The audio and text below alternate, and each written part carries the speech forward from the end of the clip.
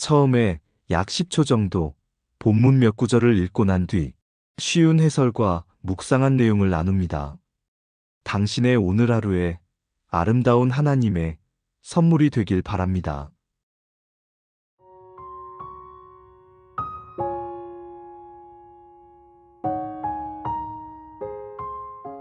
하나님의 용기는 우리를 신뢰하신다는 점입니다.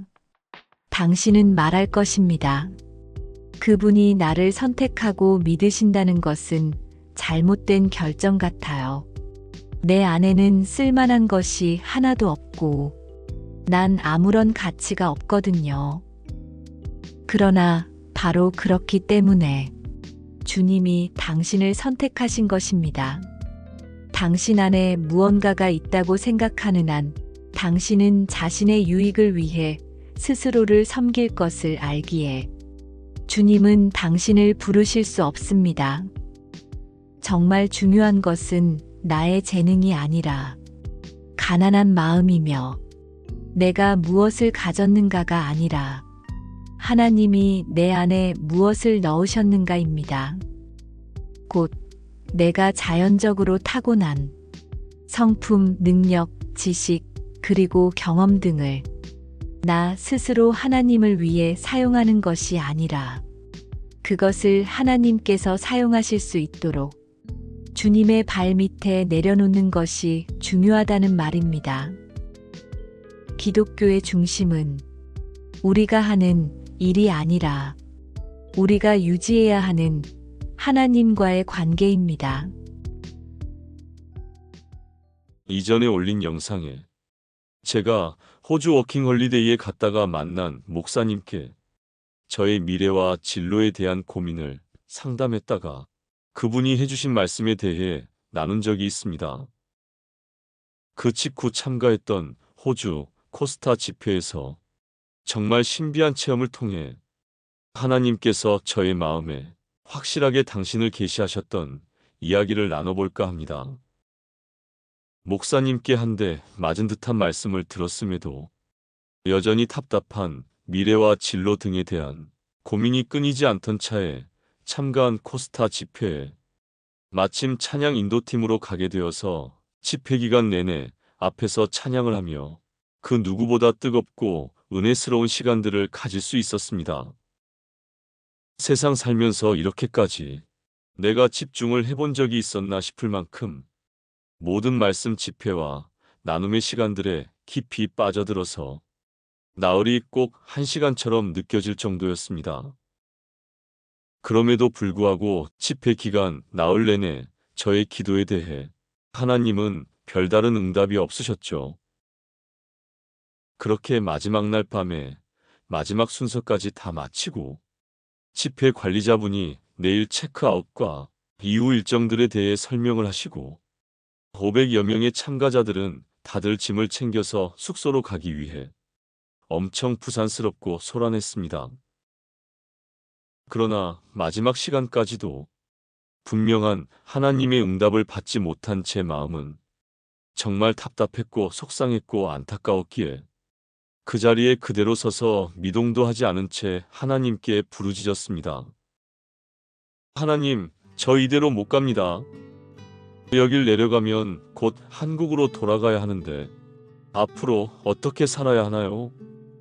저 도대체 뭘 위해 태어난 거죠? 특별히 잘하는 것도 없고 특출한 재능도 없는데 저는 어떤 길을 가야 하나요? 시간이 길지도 않았습니다. 또 주변이 하도 부산스러워서 깊이 집중을 하기도 어려웠고요. 그렇게 불안한 마음에 그저 하소연을 하고 있는데 갑자기 한국의 부동산 같은 곳에 보면 전광판에 빨간 글씨가 옆으로 지나가면서 아파트 매매, 전월세 문의, 그리고 전화번호 같은 게 나오는 거 있었잖아요. 요즘도 있는지 모르겠지만요. 딱 그렇게 생긴 어떤 것이 갑자기 제 뒤통수를 뚫고 들어와서는 머릿속을 관통한 뒤 이마를 통해 빠져나가는데 머릿속을 스르륵 관통하면서 거기에 써있는 글씨가 읽혀지는 거예요. 그 경험 자체도 급작스럽고 상상도 못했던 일이라 놀라웠거니와 머릿속을 관통하면서 읽혀지던 글자 자체가 너무나도 충격적이어서 그만 바닥에 털썩 주저앉고 말았어요. 거기에 뭐라고 써 있었게요? 왜 네가 하니? 처음 겪어보는 일인데다가 초자연적인 방법으로 주어진 말씀이라 그것만으로도 너무 신기해서 그때는 그냥 아무 말도 할 수가 없었는데 그 말씀의 뜻을 제대로 이해하기까지는 이후로도 참 오랜 시간이 필요했습니다. 사실 제가 기대한 것은 넌 이런저런 재능이 주어져 있는 사람이니까 앞으로 이렇게 저렇게 살으렴. 또는 내가 너와 함께 하니까 걱정하지 말고 용기 있게 세상을 향해 뛰렴 뭐 이런 말씀이었는데 뜬금없이 왜 내가 하니? 이런 말씀을 주시니까 상당히 헷갈렸었습니다. 그러다가 생각한 것이 목사님도 말씀하신 것처럼 내가 내 힘으로 하려고 할 것이 아니라 하나님을 의지하고 하나님과 동행하면서 한 걸음 한 걸음 나아가라는 말씀이구나 하였습니다. 맞아요. 나라는 자아는 십자가에서 죽고 내가 갖고 있다고 생각하는 것들을 다 내려놓고 하나님께 온전히 드려서 하나님이 직접 쓰실 수 있도록 해드려야 한다고요. 전혀 틀린 말이 아닙니다. 그러나 이 말마저도 잘못된 이해였다는 것을 수십 년이 더 지나서야 깨닫게 되었습니다. 언뜻 겸손과 순종처럼 비춰질 만한 저 말도 사실은 내가 생각하고 기대하는 어떤 세상에서 인정받는 삶의 모습이나 방향 또는 마지노선을 스스로 정해놓은 채 나에게는 그 길과 방법이 잘 안 보이고 내 힘으로는 도달하기 어려울 것 같으니까 하나님께 나를 드리고 그런 나를 사용하셔서 그 어떤 곳으로 좀 데려다 달라는 뜻이 그 속에 담겨 있던 것이었습니다. 그런데 하나님이 나를 사용을 하시던 말던 이 길로 가시던 저 길로 가시던 내가 뭔데 나를 내려놓겠습니다.